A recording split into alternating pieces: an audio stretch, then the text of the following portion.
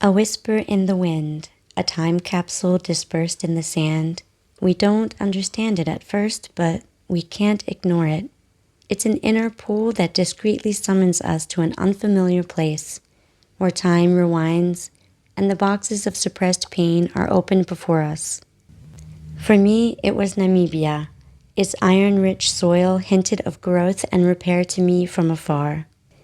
Its soil, like powder, glided through the air and into my thoughts, gently encouraging me to heal. I, like those before me, like many alongside me, and like those to follow, I too felt residual emotions whirling through the landscape within me. The subtle summoning will use language that speaks to your soul. I had no reason to consider Namibia. The call came to me through a forbidden passion, as though it were locked in a room behind a door I wasn't allowed to reopen. Love. Love for horses, love for others, and love for myself. Childish misunderstanding and youthful mistakes had formed cracks in my foundation, and I compiled damaged relationships year after year. I cloaked my love for horses, turning away from them for 15 years before returning slowly. Again, a few more years passed and I vowed to reunite with them. Joseph's dream provided the key to unlocking this closed door. I found myself in front of the door with my hand resting on the handle. I would go. Nothing could stop me. For months, I slipped into a peaceful whirlwind of beautiful photography of this equine center and its majestic horses.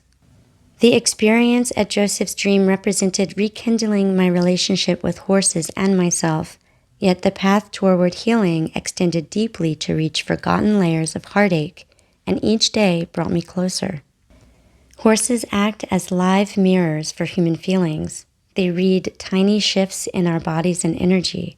Still, their own lived experiences and personalities invite us to perceive pieces of ourselves in their stories.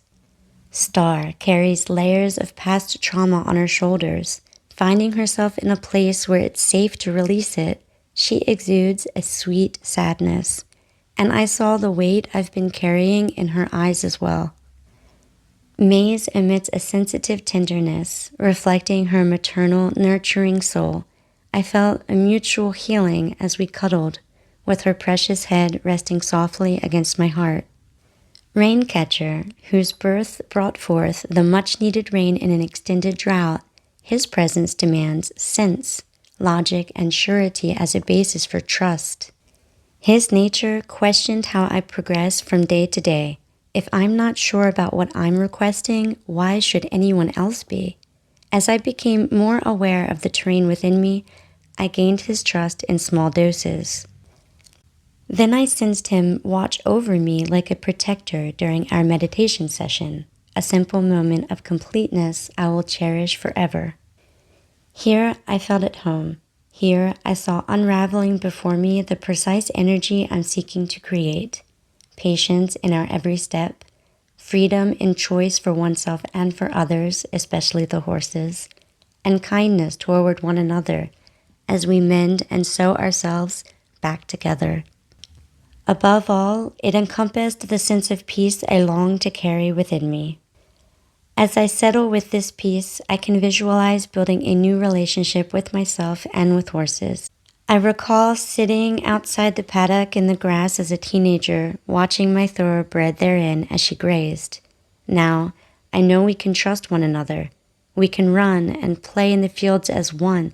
We can laugh and sing and dance side by side. Or we can simply rest our heads upon one another with no expectations. Life can be this way: simplicity in our emotions, honesty in our emotions, and joy in our acceptance.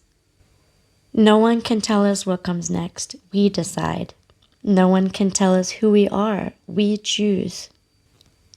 Je suis l'amour, je suis la paix, je suis la joie. I'm love, I'm peace, I'm joy.